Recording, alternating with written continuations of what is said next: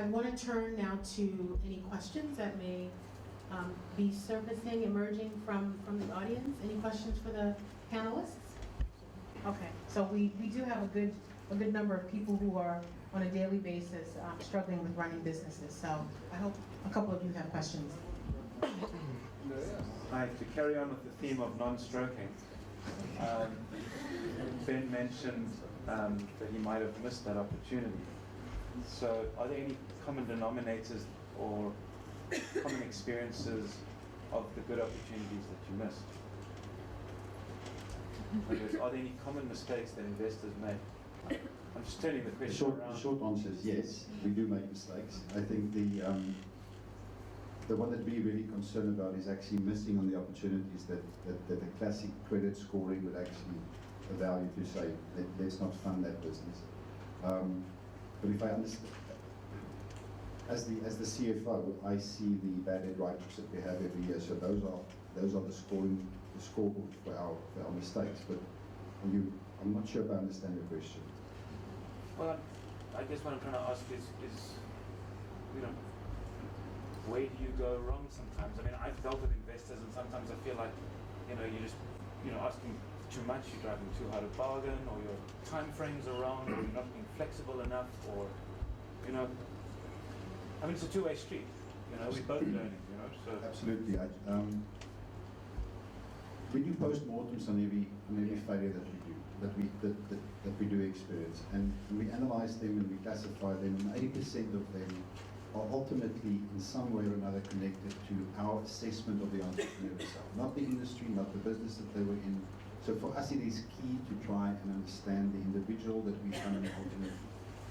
Other mistakes that we made is we had instruments that we use to be self-liquidating cash flow derived instruments that are linked to the performance of the business, and we found that sometimes those instruments would actually place a burden on the business that is not fair. It doesn't kill the business, but we believe strongly in that fairness model. So the mistakes in how you structure and how you time those instruments are just refining your approach in how to ensure that the investment solution that you provide is ultimately sustaining the business as well. We'll go to the other side now. All right, thank you very much. My name is Peter Damian. I'm from Lake Charles in Lagos, Nigeria. So my question is, or rather, it's just open to the three of you. We've learned a lot here today, so I'm a little bit of curious about how do you assess your risk? How do you mitigate risk of diversion? From what Lauren told us here today, it's all about impact investment.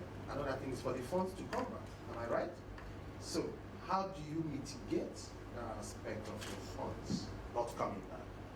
And then finally, what determines the sector that you consider necessary for impact investment?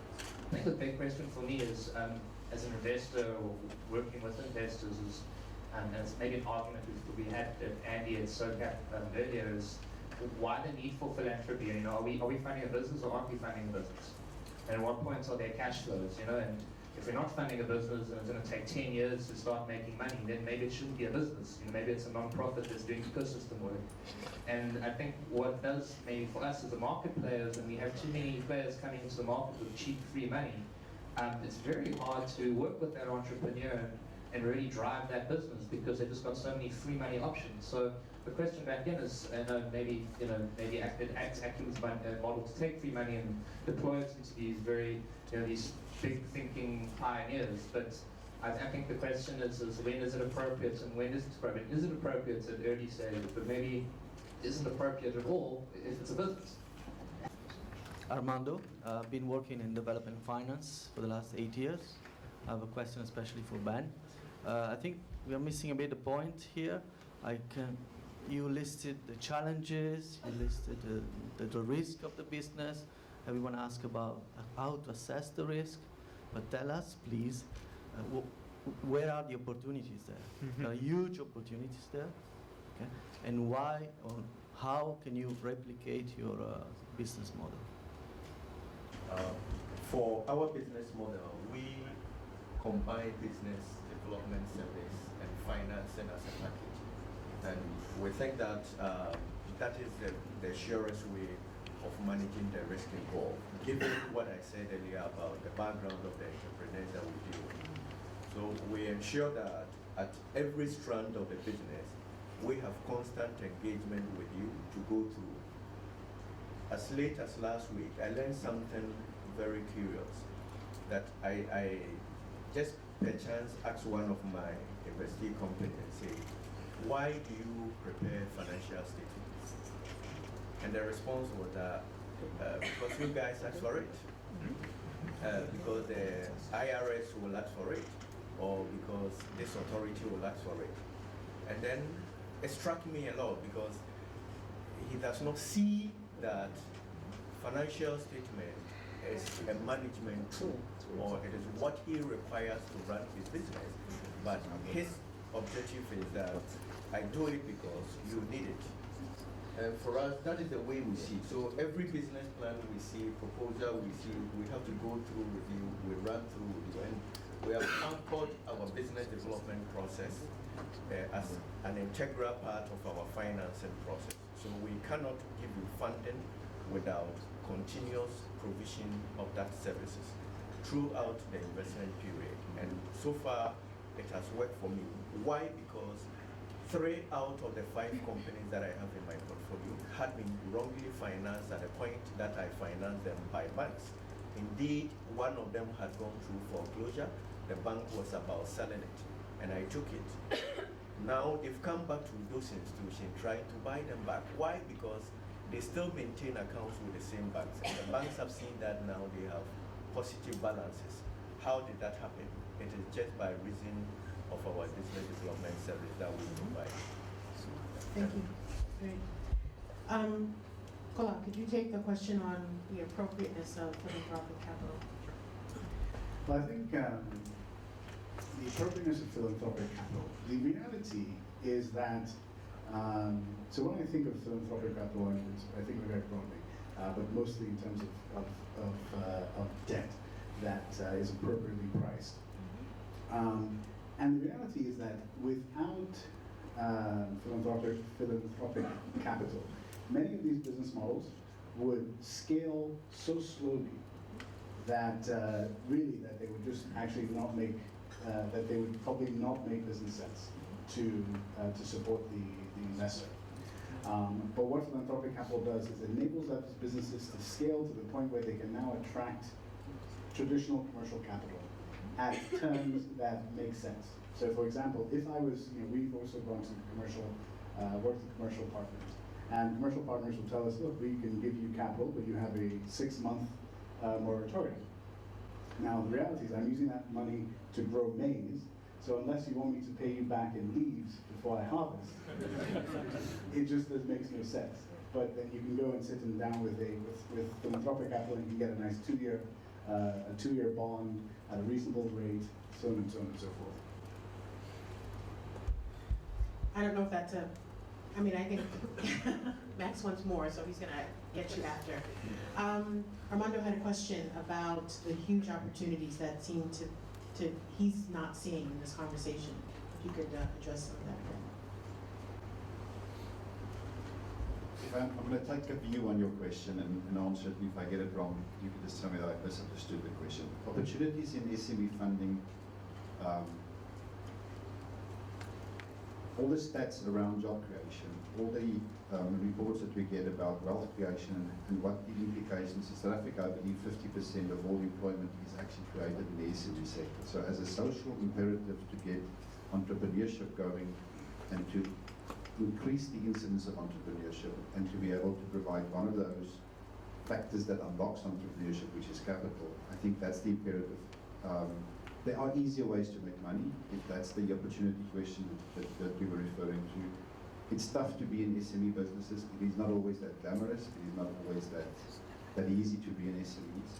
The opportunities we see, I think, in my view specifically, is entirely about the impact that you see when an SME starts thriving. I think if anybody was not inspired by the story that we heard this morning, it's those kinds of stories, I think, that keeps us as an entity involved in the SME. So there has to be a social dividend in your makeup. I think that old cliche about if you're 20 years old and you're not a socialist, you do not have a heart. And if you're 30 years old and you're not a capitalist, you don't have a mind. I think that applies to us as a company. We're 30 years old, but we're still socialist in that context, in the sense that you still want to be involved in SMEs. I'm not sure if I understood that question correctly. Kola wants to tackle the opportunities question as well. So, very quickly, so we focus on agriculture, smallholder agriculture. Nigeria's GDP is expected to overtake South Africa's 2014-2015. 40% of Nigeria's GDP is agriculture. The agriculture sector is about 95% smallholders, of which nobody focuses on. So from that standpoint, that's massive. Secondly, if we look at the growth potential of the agriculture sector, it's phenomenal. Nigeria, we have 84 million hectares of arable land, of which only 40% is currently cultivated. We have 3 of the 8 major river systems in Africa. We have 21% of all the surface water in all of West Africa. 110 million people from a labor standpoint by 2020 between the ages of 15 and 20, and one of the largest markets for agricultural produce.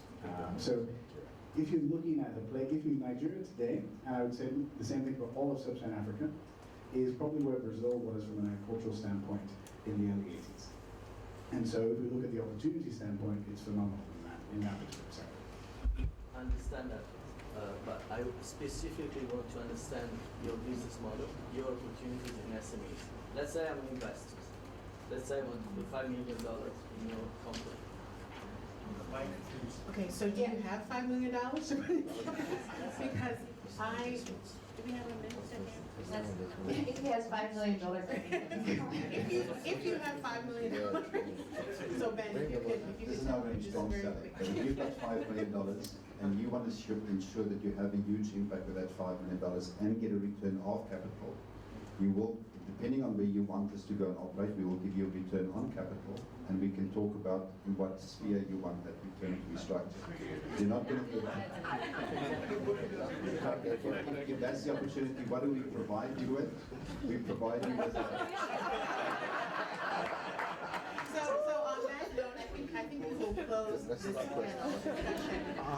I mean, what I heard today was that across the spectrum of the investor community, there are investors who are finding scalable models. They're finding ways to engage with entrepreneurs and help them move up the value chain, help them expand their businesses. That is happening, but there are lots of challenges that remain. But these investors seem to be figuring out a way to address them. I don't know if the rest of you also don't see some of the opportunities that were described here on this panel, but I hope you do, because that's why you're in the room, because we think that, particularly with small and growing businesses, but also with bigger impact businesses, that there's a huge opportunity, and that perhaps there needs to be a different focus from an investment perspective. For example, different types of investment products, like the self-liquidating kind, but the opportunity is there with some careful focus. So I'd like to thank this panel for this conversation, and thank you for participating.